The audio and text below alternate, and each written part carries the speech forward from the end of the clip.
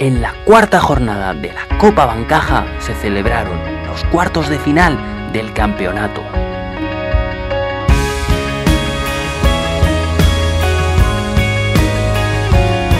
Se enfrentaron Colombia y Perú, Marruecos y Honduras, Argentina, Chile y Bolivia frente a Uruguay.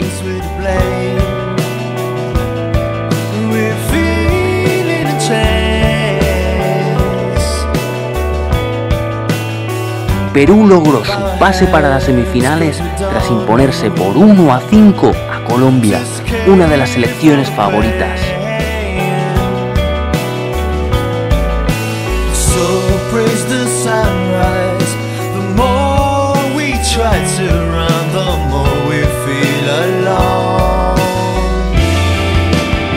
Perú aprovechó los fallos defensivos de su rival para vencer al contraataque.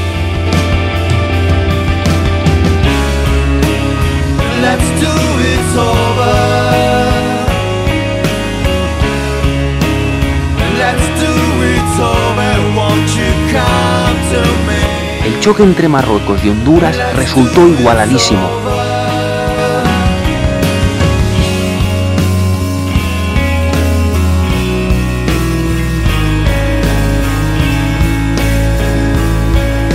Tras el empate a 1 durante el tiempo reglamentario, el encuentro se resolvió en la tanda de penaltis a favor de los hondureños.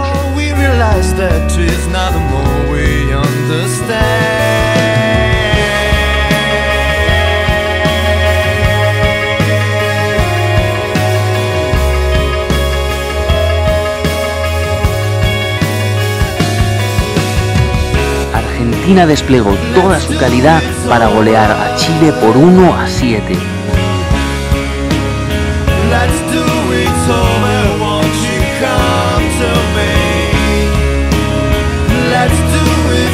El delantero albiceleste Bruno logró un hat-trick y fue el gran artífice de la victoria de su equipo.